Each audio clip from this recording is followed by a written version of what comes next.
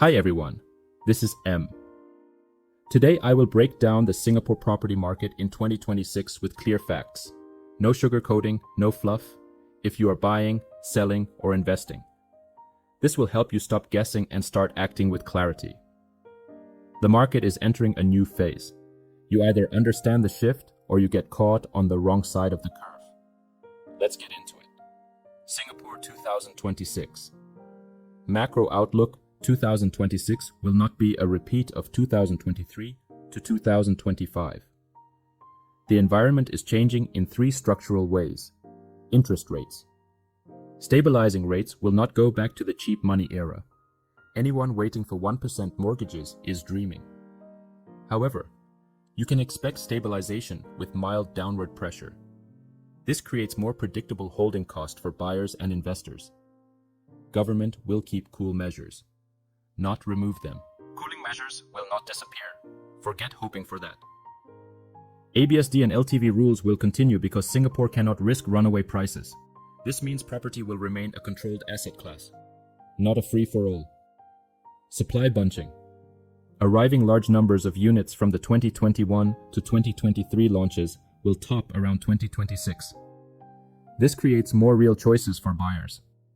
It also forces some sellers to cut unrealistic expectations. What buyers must know in 2026. Buyers who wait for a crash will continue waiting. The supply increase will not collapse prices.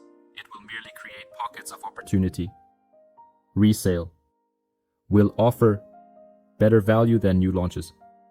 Developers still face higher land and construction costs, so new launch prices will remain firm. Resale is where discount exists, but the window will not stay open too long once demand picks up.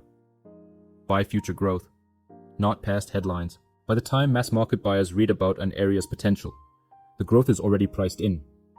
Look at future MRT lines, future job clusters, not old narratives. Example: Bayshore, Woodlands, Jurong Lake District. Lease decay will hit faster. Older 99-year units, built in the 1990s and before, will face stronger price stagnation. Buyers must be selective. Lease decay is real and accelerating. What sellers must know in 2026. Sellers who think they can wait for higher prices may be wrong in 2026. Buyers are more price sensitive. Interest rate fatigue and tighter financing reduce buyer aggression. If your unit has floors like West Sun, small bedrooms, no facilities, facing noise, buyers will punish you harder. Top units will steal your buyers. A flood of top projects in 2026 means buyers can choose shiny new units with lower renovation cost. If your unit is aging, you must price your unit realistically. High ABSD means buyers are more rational. Upgraders do not rush. Investors do not FOMO. The market will reward realistic sellers, not stubborn ones. What investors must know. In 2026, investors in 2026 need a new playbook. Rental yield will normalize. Singapore's rental spike in 2022 to 2023 was temporary. Yields are coming back to pre-pandemic levels. Investors must focus on capital appreciation, not rental alone. Small units will stay in demand. Singles, expatriates, digital workers. They still want compact homes near amenities.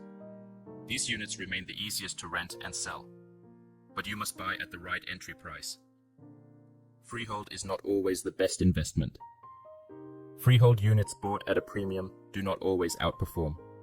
Sometimes 99-year leasehold near growth hubs beat freehold in old stagnant areas. Key risk factors in 2026. You must consider three clear risks: overpaying in emotionally driven bidding wars. If you pay peak prices for a mediocre project, you will wait years to break even. Buying without exit strategy. Some investors buy blindly. You need a 5-year plan. Entry, holding period. Exit, ignoring demographics. Singapore is moving toward more singles, more downsizers, more foreigners in certain sectors.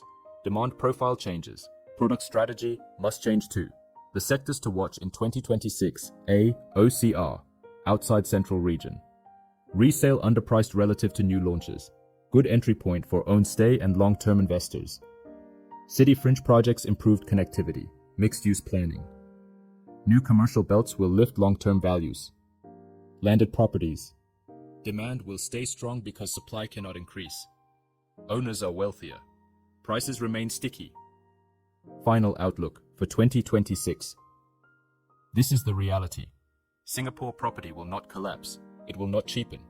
It will evolve into a more mature, more rational, more opportunity-driven market. Those who study fundamentals will win. Those who rely on emotions or old stories will lose. If you want clarity before you buy, sell, or invest in 2026, reach out. I help Singapore homeowners, upgraders, and investors make confident and profitable decisions with data-driven analysis. This is M Singapore Property. Connect with me on LinkedIn. Or message me directly if you want a personalized property roadmap for 2026.